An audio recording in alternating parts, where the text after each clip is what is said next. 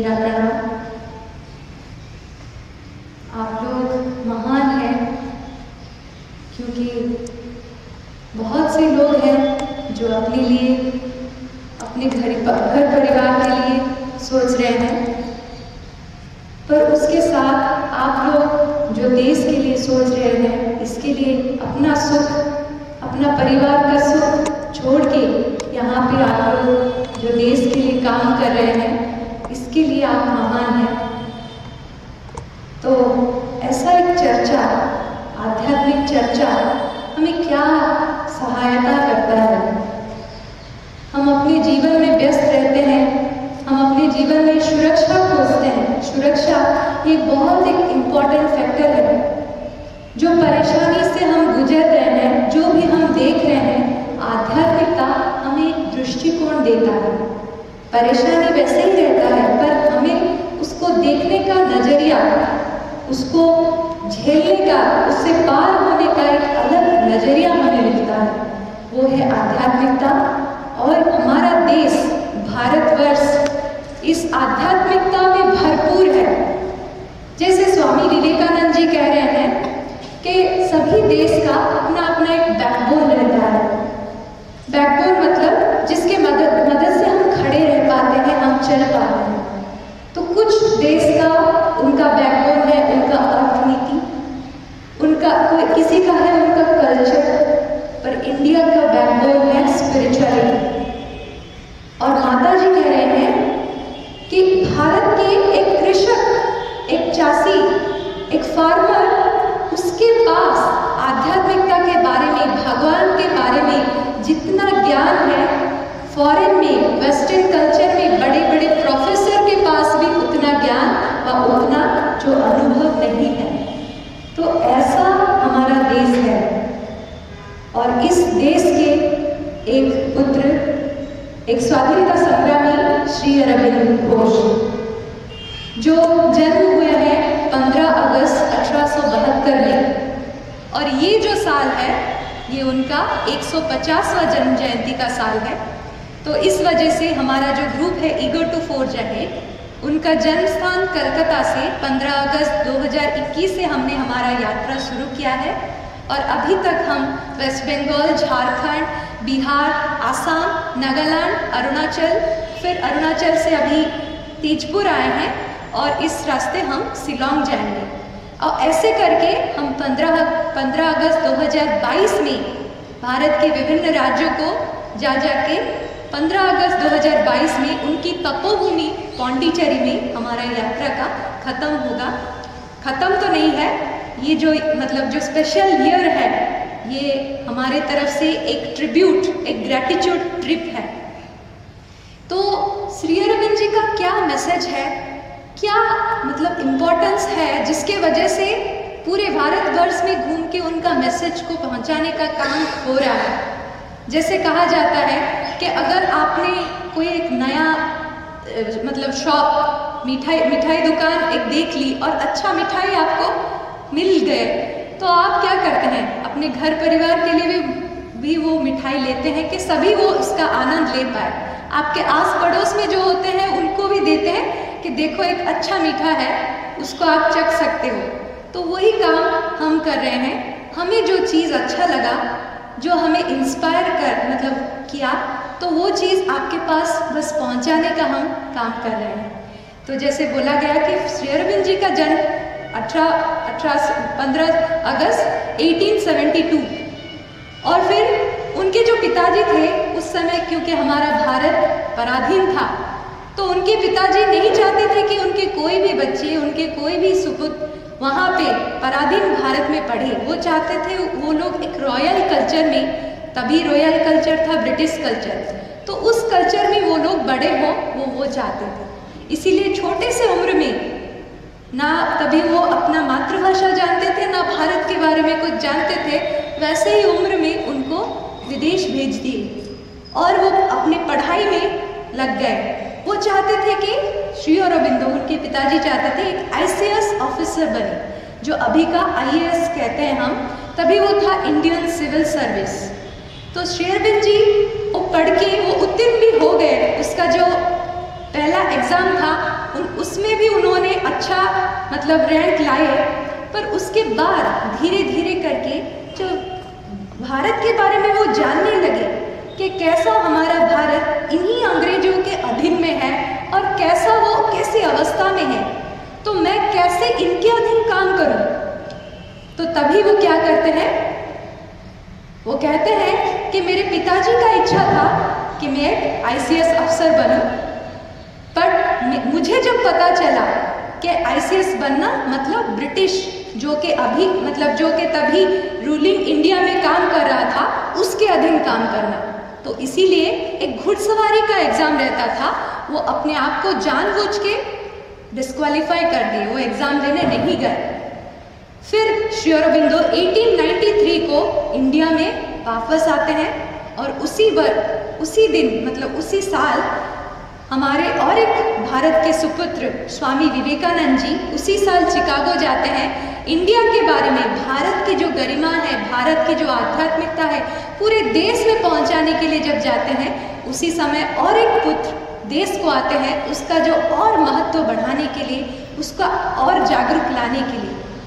और पहले श्री अरविंद जी आके बड़ौदा में कुछ साल अपना नौकरी करते हैं, राजा तभी थे जो सयाजी राव गायकवाड़, उनके अधीन एक अजय सेक्रेटरी वो कुछ समय काम किए, फिर अजय वाइस प्रिंसिपल उस कॉलेज में रहे। फिर जब बंगाल डिवाइड हुआ तो उस चांस को लेके, वो समय को लेके श्री अरविंद जी उस नौकरी को जो कि ज़्यादा वेतन देता था उसको छोड़ के कम वेतन वाली नौकरी के लिए वो कलकत्ता आ गए और उस कॉलेज में जो कि अभी जादवपुर यूनिवर्सिटी है, तभी उसी में श्री अरविंद जी एज ए प्रिंसिपल काम किए और फ्रीडम मूवमेंट में एक्टिवली पार्टिसिपेट किए। नेशनल कांग्रेस में जो तभी जो मूवमेंट चलता था उसके अंदर जो मैगजीन्स निकलते थे, वंदे मातरम पत्रिका जो निकलते थे उसके एडिटर थे। तो इस वजह से जो क्रांतिकारी मतलब जो उनके साथ भी मिलने लगे और पूरे देश में ये जो मूवमेंट, फ्रीडम मूवमेंट को और जागरूक करने लगे। तभी क्या था, बहुत सारे जो फ्रीडम फाइटर है, किसी का अस्त्र होता है गोला बारूद, कोई बंदूक से लड़ते हैं, पर उनका अस्त्र था, उनका शस्त्र था उनका कलम, उनका पेन, उनका ज्ञान। वो ऐसे लिखते थे जिस लिखने को पढ़ के बहुत सारे युवाएं प्रभावित होते थे और वो तभी सोच रहे होते हैं, जो युवाएं तभी होते हैं कि ऐसे ही जिंदगी हमें शायद जीनी पड़ेगी, इसीलिए ब्रिटिश के अंडर जो काम कर रहे थे, श्री अरविंद जी के लिखने को पढ़ के वो सब छोड़ के फिर से वो सब छोड़ के इंडियन मूवमेंट में, जो फ्रीडम मूवमेंट में आगे आने लगे। और ये जो बातें, ये जो काम धीरे धीरे ब्रिटिश के कानों तक पहुंची, तो वो चाहे कि उनका जो मूवमेंट है उनको कैसे बंद किया जाए, कैसे करके उनके मूवमेंट को बंद किया जाए। इसीलिए 1908 में हमें जानकारी होगी अलीपुर बॉम्ब कॉन्स्पिरेसी, तो उस केस में एक फॉल्स केस बना के श्री अरविंद जी को भी जेल कर दिए, जेल में रख दिए, जो कि अलीपुर जेल में उनको रखे। तो एक समय के लिए श्री अरविंद जी बार बार अपने आप को, वो भगवान की गाइडेंस में ही इंडिया का फ्रीडम के लिए वो आगे जा रहे थे, तो वो बार बार अपने आप से पूछ रहे हैं, भगवान से पूछ रहे हैं कि भारत स्वाधीन हो, ये तो आपकी ही इच्छा है, क्योंकि भारत का जो रोल है, भारत का जो दायित्व है, केवल अपने लिए नहीं समग्र विश्व के लिए, उसके लिए उसको स्वाधीन होना ही पड़ेगा। तो अभी उस मूवमेंट में मैं क्या करूं, मुझे तो बंद कर दिया गया है, तो मैं कैसे, मेरा योगदान क्या अब रहेगा। तो ये बार बार अपने आप से जब पूछ रहे हैं, तभी उनके अंदर से एक उत्तर मिला, एक अंतर्वाणी उन्होंने सुन पाए और एक डिवाइन एक अनुभूति उनके अंदर आया।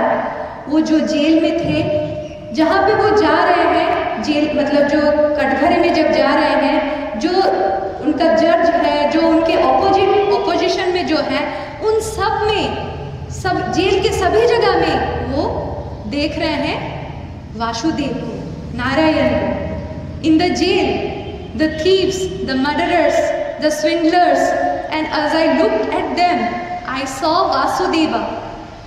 It was Narayana whom I found in these darkened souls and misused bodies.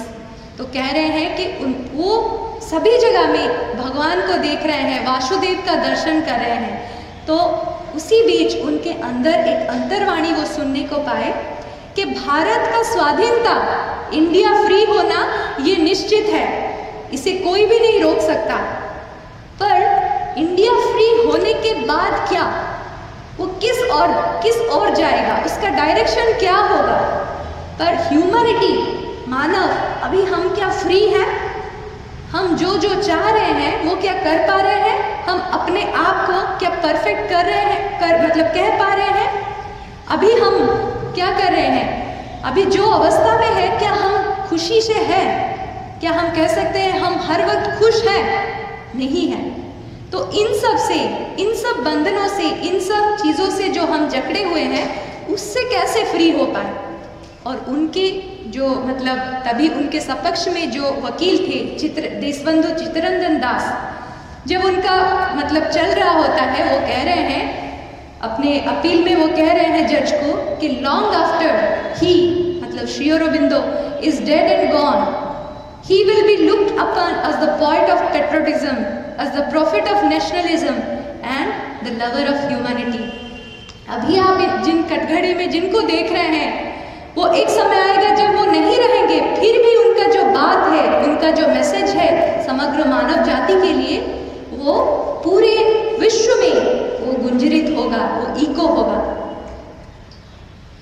तो माता जी कह रहे हैं, श्री अरविंद जी जो भी बातें कह रहे हैं, it is in the worst history, it is not a teaching, ये केवल एक शिक्षा नहीं है, नॉट इवन अ रिविलेशन, केवल एक न्यू रिविलेशन नहीं है, it is a decisive action direct from the supreme. भगवान जो चाहते हैं, भगवान जो करना चाह रहे हैं उनके पृथ्वी में, उनको एक एक्शन में, एक डिसाइसिव डायरेक्ट एक्शन देने के लिए श्री अरबिंदो काम कर रहे हैं। और उनके बारे में बाकी और किस का क्या कहना है, जैसे कि एक चाइनीज स्कॉलर थे तान युन शान, वो कहते हैं कि Shri Aurobindo is the bringer of that light which will chase away the darkness that envelopes the world today. अभी जिस अंधकार में ये पूरा विश्व है, श्री अरबिंदो एक ऐसे व्यक्तित्व हैं जो कि वो आलोक को ला सकते हैं, और ये जो अंधकारमय पृथ्वी है उसको क्या कर सकते हैं, उसको वो चेज कर सकते हैं, वो दूर कर सकते हैं अंधकार को। और वर्ल्ड वॉर के समय में हेनरी डब्ल्यू नेविल्सन जो थे, वो कह रहे हैं, one of the silent man I have known, he was of the stuff the dreamers are made of, but dreamers who will act the dream. बहुत सारे लोग स्वप्न देखते हैं, हम भी स्वप्न देखते हैं। कुछ स्वप्न ऐसे होते हैं जो नींद खुलते ही भूल जाते हैं, और कुछ स्वप्न हम अपने लिए देखते हैं, कुछ अपने परिवार के लिए देखते हैं। बहुत कम लोग होते हैं जो पूरे मानव जाति के लिए स्वप्न देखते हैं, और उनका स्वप्न केवल स्वप्न नहीं कहलाता, दे आर द विजनरी।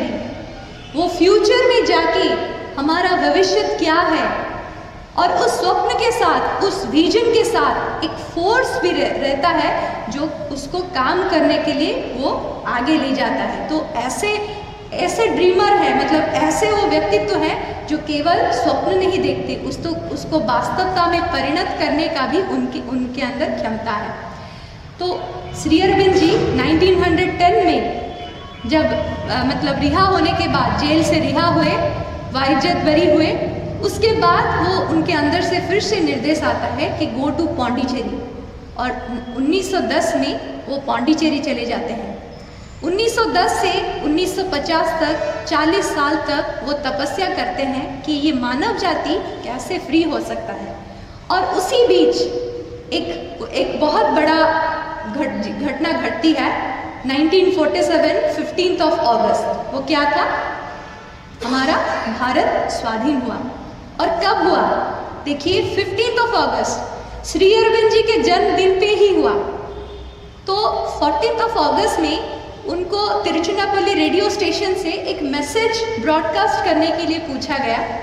तो उसी दिन वो अपने 5 स्वप्न के बारे में वो बताते हैं, और वो स्वप्न कैसे धीरे धीरे पूरे हो रहे हैं वो भी हम धीरे धीरे करके जानेंगे। तो वो 5 स्वप्न क्या है?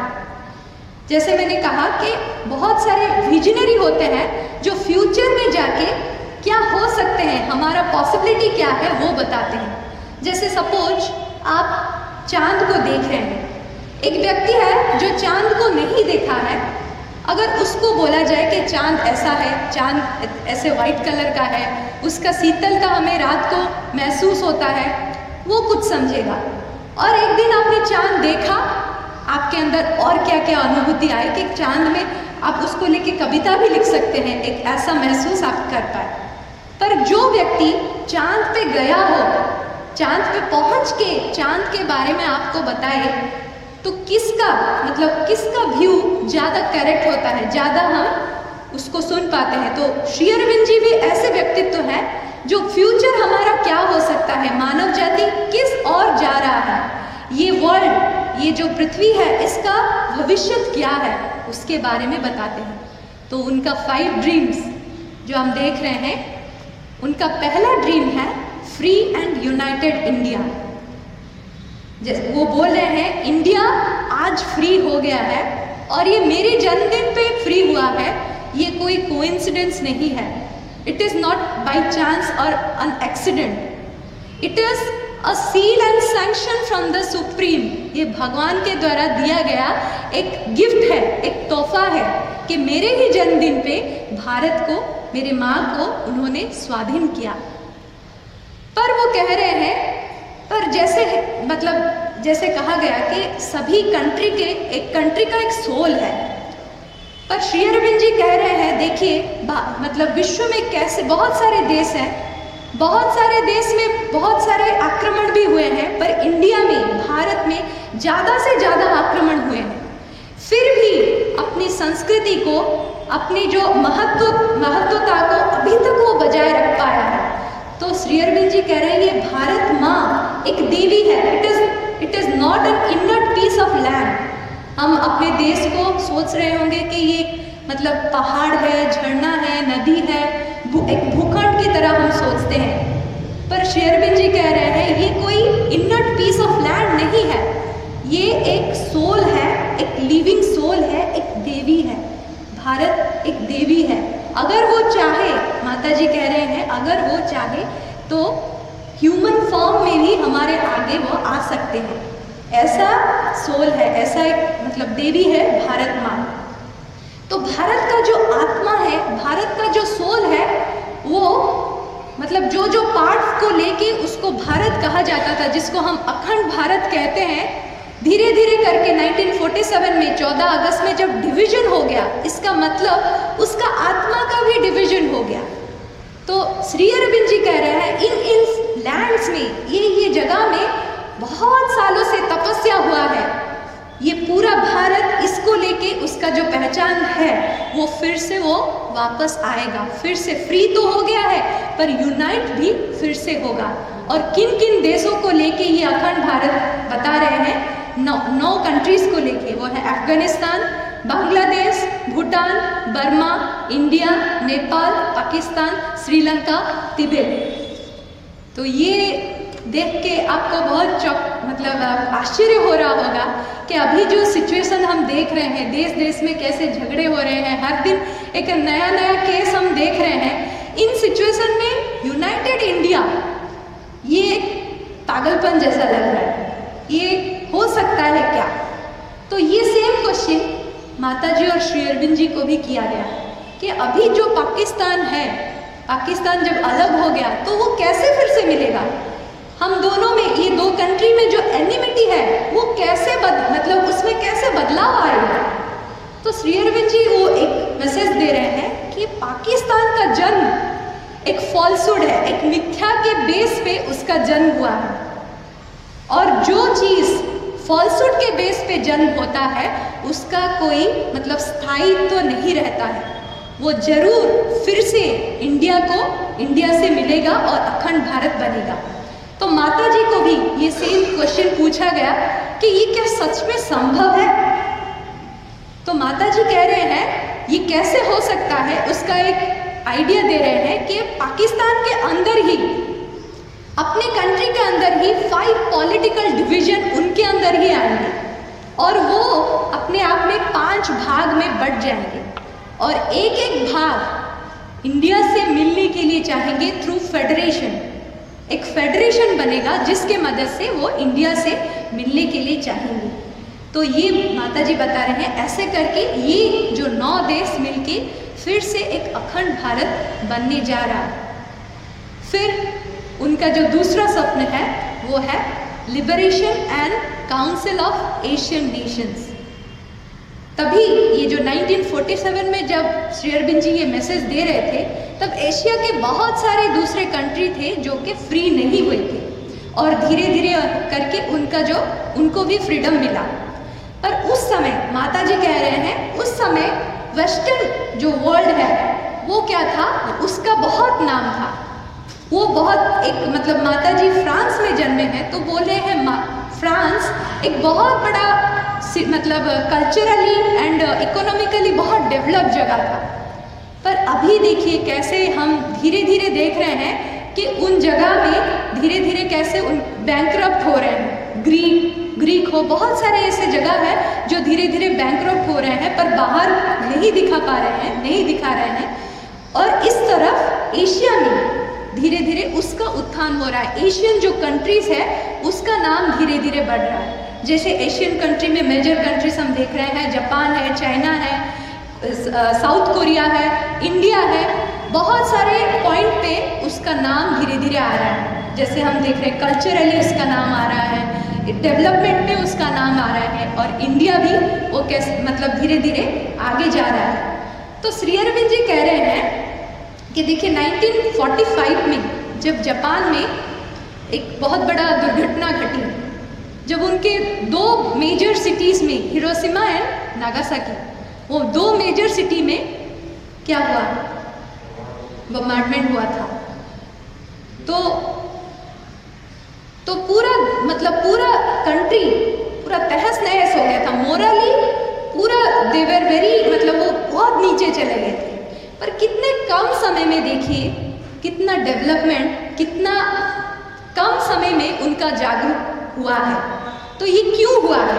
श्री अरविंद जी कह रहे हैं क्योंकि इंडिया का जो रोल है, इंडिया ग्रो करेगा तो उसके आसपास का जो कंट्रीज है उसका भी मतलब ये जो नेशन है एशिया, ये रिप्रेजेंट करता है पीस को।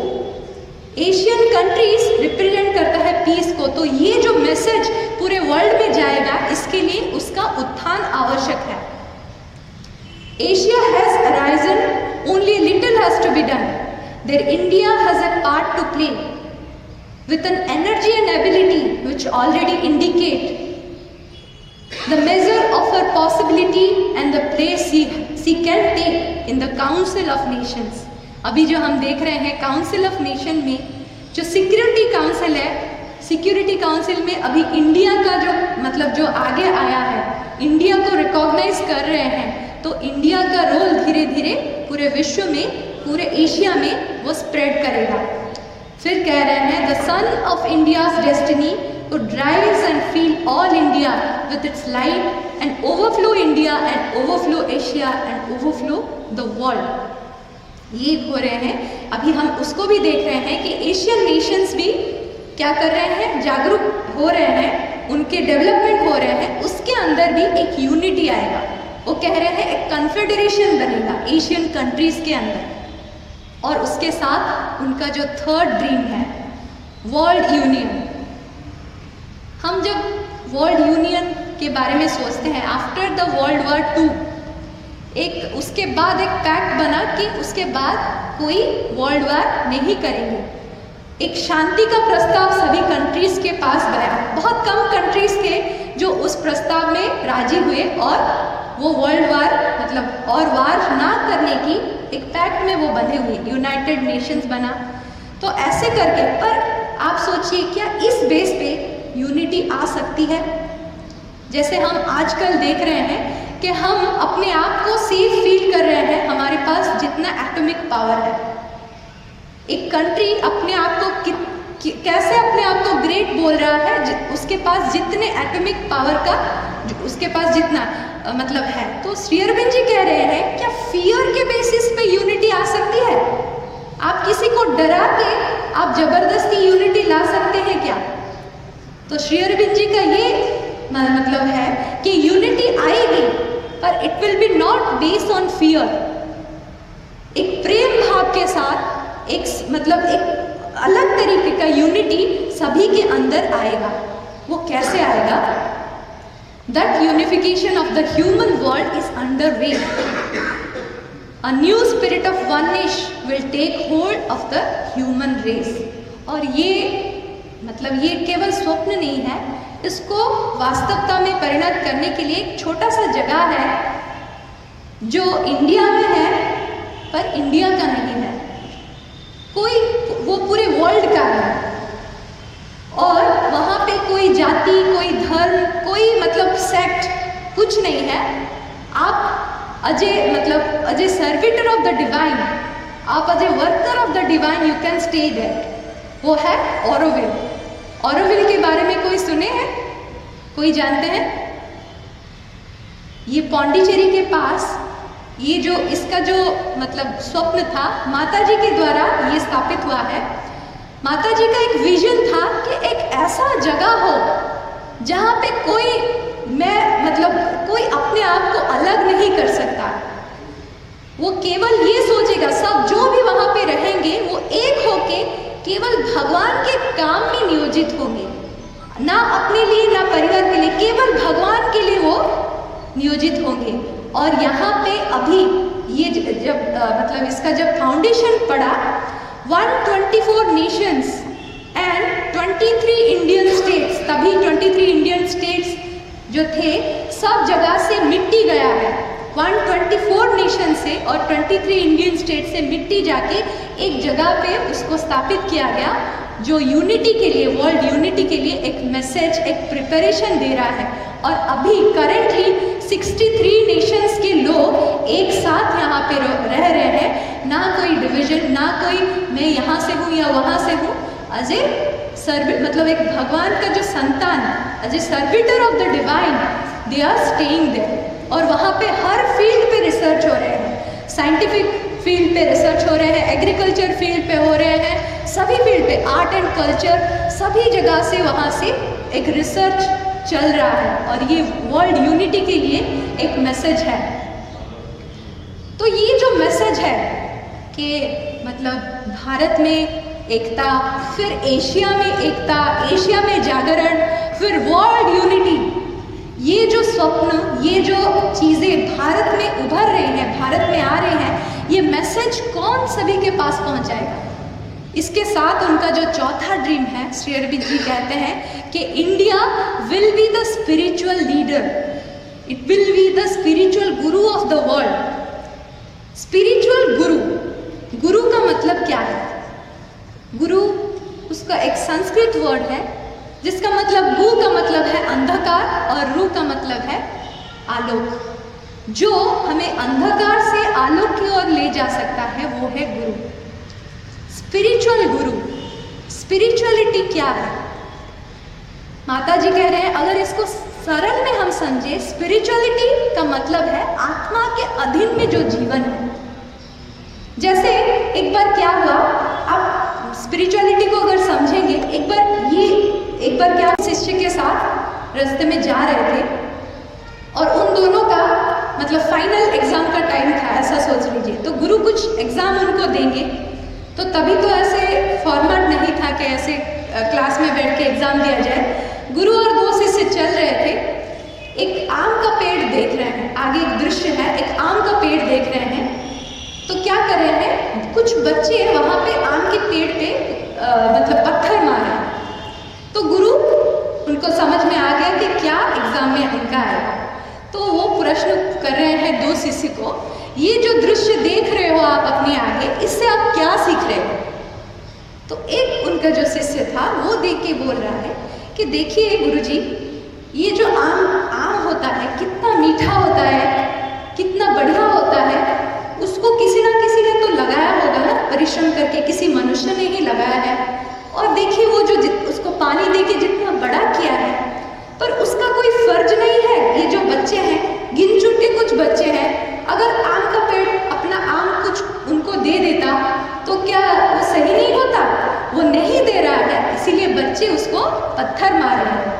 इसीलिए इस संसार में जो भी हमें चाहिए हमें छीन के ही लेना पड़ेगा।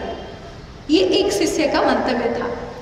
दूसरा शिष्य वो ये देख रहा है और वो बोल रहा है, देखिए ये जो बच्चे पत्थर मार रहे हैं, कभी उसके पत्ते पे लग रहा है, कभी उसके डाली पे लग रहा है, कभी उसके ब्रांच पे लग रहा है, सब पत्थर तो आम पे नहीं लग रहा है। कितना मार सहने के बाद भी देखिए जो फल वो आम का पेड़ देता है वो कितना मीठा होता है। तो ये जो मैसेज वो बोल रहे हैं कि हमें बाकी दुनिया में जो भी जो दे, पर हमें हर वक्त अच्छा चीज देना चाहिए। ये होता है जब आध्यात्मिकता हम जीवन में आचरण करते हैं, ये होता है हमारा दृष्टिकोण। दुनिया को देखने का एक अलग ही दृष्टिकोण हम में डेवलप होता है और वो मैसेज इंडिया पूरे वर्ल्ड में देगा कि मैटेरियली हम जितना भी डेवलप कर लें, मैटेरियल वर्ल्ड में मतलब जो वेस्टर्न वर्ल्ड में they are materially very develop. India में एक समय में we were spiritually very develop but we neglected the matter. इसीलिए माता जी कह रहे हैं कि इंडिया में बार बार क्या हुआ, इन्वेशन हुआ, बार बार शत्रु आक्रमण हुआ। अभी क्या होगा, अभी समय आया है। श्री अरविंद जी का एक फेमस उनके जो सावित्री बुक है उससे मैसेज है, matter shall reveal the spirit's face. ये जो मैटर है उसी के अंदर से ही, उसी में ही भगवान का प्रकाश आएगा। तो वो मैसेज पूरे वर्ल्ड को कौन देगा, इंडिया। पहले पर उसके लिए इंडिया में अपने उनके जो लोग हैं वो क्या स्पिरिचुअलिटी को लेके जी पा रहे हैं, ये जो दोनों का समन्वय है उसको समझ पा रहे हैं, तो वो करना है। तो फिर कह रहे हैं India has always existed for humanity. India, Bharat केवल अपने लिए कभी भी नहीं जिया है, वो पूरे विश्व के लिए जिया है। देखिए जब कोई भी शत्रु आक्रमण नहीं था, इंडिया कैसे एक प्रोटेक्टेड लैंड है, ऊपर की तरफ हिमालयन रेंज इसको प्रोटेक्ट कर रहा है और नीचे की तरफ 3 समुद्र, इसको कितना मतलब एक भगवान का एक प्रोटेक्शन में इंडिया था। और उसी समय यहाँ पे बड़े बड़े आविष्कार हुए हैं, वेद पुराण जो आविष्कार हुए हैं उसी समय हुए हैं। और माता जी कह रहे हैं पूरे विश्व में जितने प्रॉब्लम्स हैं, इंडिया में हम उतने प्रॉब्लम्स देख रहे हैं, क्योंकि इंडिया एक रिसर्च प्लेस है। जो सॉल्यूशन इंडिया अपने लिए निकाल रहा है वो केवल उसके लिए नहीं, ये पूरे विश्व के लिए है। तो इसीलिए शत्रु आक्रमण होना था, क्योंकि इंडिया का जो ट्रेजर है, इंडिया का जो नॉलेज है वो सबके पास पहुंचना था।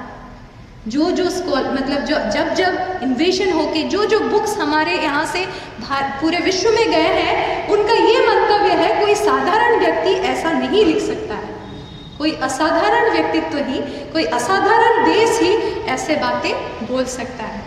तो ये रिकॉग्निशन पूरे वर्ल्ड में है कि इंडिया का कुछ रोल है, तो वो रोल फिर से वो अदा करेगा। The world waits for the rising of India. ये जो फिर से इसका जो सूर्य उदय होने वाला है, उसके लिए पूरे वर्ल्ड वेट कर रहा है to receive the divine floods in its fullness. अभी जो डेवलपमेंट, अभी जो आएगा सूर्य उदय, वो उसके बाद अस्त नहीं होगा। उसके साथ उनका जो 5वां स्वप्न है, अभी तक 4 स्वप्न के बारे में जो स्वप्न के बारे में बताए गए वो हम कुछ ना कुछ जानते होंगे, मतलब उसके बारे में हम पहले से भी कुछ ना कुछ हमें आइडिया होगा कि इंडिया ऑलरेडी इतना महान है। पर ये जो स्वप्न है ये श्री अरविंद जी को मानवता के लिए, पूरे विश्व के लिए ये उनका अवदान है। It is the birth of new age. हम अभी तक ये जानते हैं कि हम जो मनुष्य है वो जन्म लेता है तो मरना होगा ही उसे, और उसका जो चरित्र है ये एक डॉग स्टेन, मतलब एक कुत्ते के पूंछ की तरह, मतलब दुम की तरह है, जो कभी सीधा ही नहीं हो सकता। और अगर सुख है तो दुख भी आएगा, अगर हम जी रहे हैं तो बीमारी भी आएगी, बुढ़ापा भी आएगा और मरेंगे ही। ये जो फिक्स्ड फॉर्मेट में हम जीवन जी रहे हैं, पर हम चाह रहे हैं क्या? कोई भी हम दुख चाहते हैं? अगर किसी को भी ये पूछा जाए कि हम दुख चाहते हैं क्या, आपका उत्तर क्या होगा? नहीं। कोई बुढ़ापा चाहते हैं, कोई बीमारी चाहते हैं, कोई मृत्यु चाहते हैं। जितना भी दुख आ जाए, जितना भी कष्ट हो, कोई भी मृत्यु नहीं चाहते। तो श्री अरविंद जी कह रहे हैं जो जो मनुष्य नहीं चाहता है उससे मुक्त होने का, उससे फ्री होने का उसे अधिकार है। इसीलिए वो कह रहे हैं अभी ऐसा एक समय है, मनुष्य अपने मन के बल से जितना कुछ करना था वो ऑलरेडी कर चुका है। जो हाइट्स में पहुंचना था वो पहुंच गया है। उसके बाद वो गोल गोल घूम रहा है, वो और डेवलपमेंट नहीं कर रहा है। जो भी कर रहा है अपने आप को ही वो क्या कर रहा है, वो डिस्ट्रॉय कर रहा है। जो एटॉमिक बम है उसका रिसर्च क्यों हुआ था? फॉर जनरेटिंग इलेक्ट्रिसिटी, फॉर सहारा मरुभूमि में पानी निकालने के लिए, पर उसका यूज अभी कैसे हो रहा है? तो श्री अरविंद जी कह रहे हैं इसके बाद मन के बल से और मनुष्य कुछ नहीं कर सकता। एक हायर फोर्स, एक हायर शक्ति ही उसे और एक स्टेप में लेके जाएगा। वो क्या है? श्री अरविंद जी कह रहे हैं एक ऐसा समय आ रहा है, मनुष्य अपने आप को समझ रहा है he is the final in this creation. Shri Aurobindo ji का एक मैसेज पूरे वर्ल्ड में, पूरे विश्व में जॉल्ट क्रिएट किया, एक मतलब रिवॉल्यूशन क्रिएट किया। दैट इज उनका जो लाइफ डिवाइन बुक में वहां से है, man is the transitional being. मनुष्य फाइनल नहीं है, मनुष्य एक मध्यवर्ती कालीन जीव है। इसका मतलब क्या है? इसका मतलब हमारे बाद भी कुछ और एक नया चीज आने वाला है। जैसे इसको एक मतलब एक सुंदर से स्टोरी के माध्यम से श्री अरविंद जी समझाते हैं। जब मनुष्य नहीं था, बंदर थे। हम जानते हैं कि इवोल्यूशनरी प्रोसेस में आफ्टर द मंकी, उसके बाद हमारे अंदर इवोल्यूशन आके मैन हुआ है। तो जब बंदर थे, बंदर के पास भी भगवान जब गए थे ये चॉइस लेके कि तुमसे बेहतर एक क्रिएशन आने वाला है, वो होगा मनुष्य, क्या तुम वो बनना चाहते हो? तो बंदर पूछा, जैसे हम भी कोई मूवी देखने से पहले ट्रेलर देख के ही जाते हैं कि ये मूवी अच्छा रहेगा कि नहीं। तो बंदर भी बोला कि मनुष्य के बारे में कुछ हाइलाइट्स बताइए। तो भगवान बोल रहे हैं तुम मनुष्य के बारे में समझ ही नहीं पाओगे।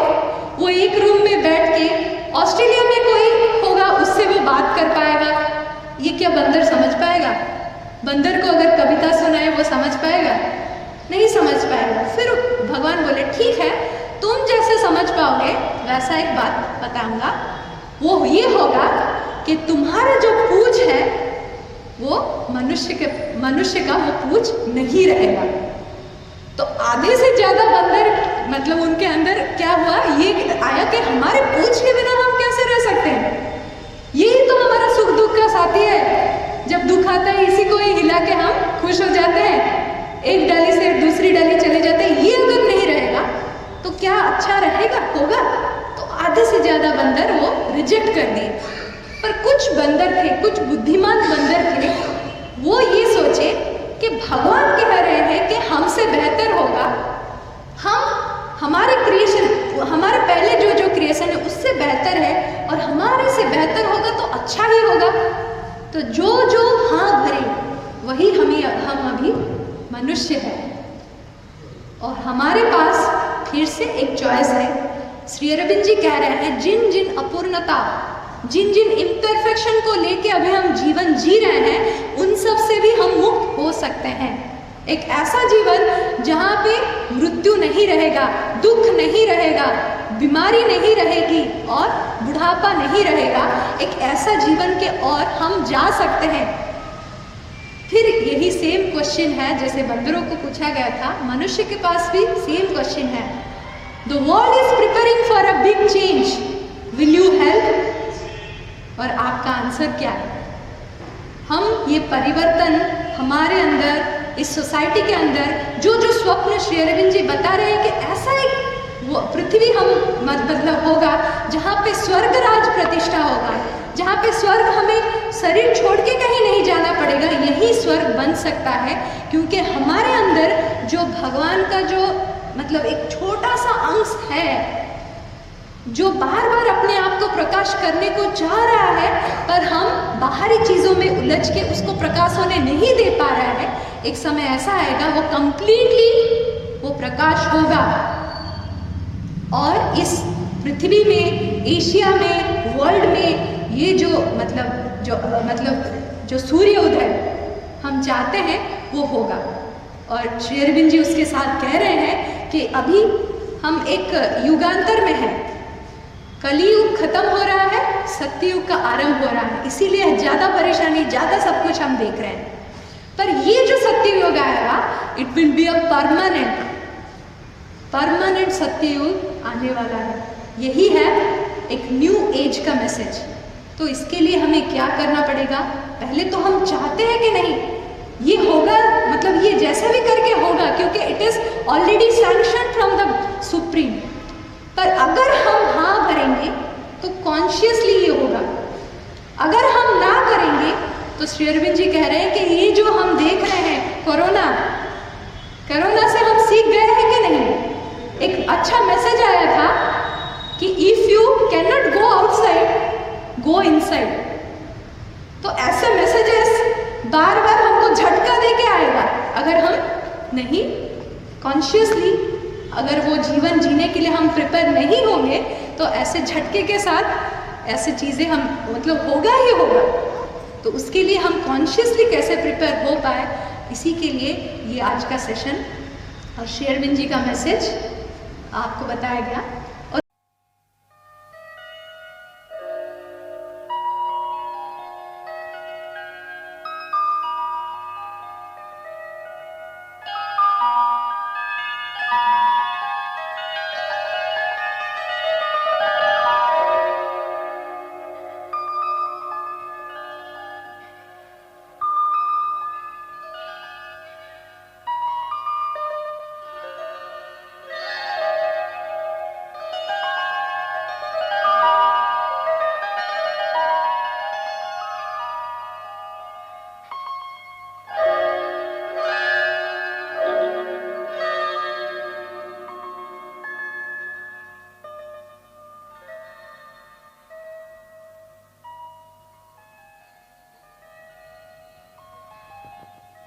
A shapeless memory lingers in us still, and sometimes when our sight is turned within, earth's ignorant veil is lifted from our eyes.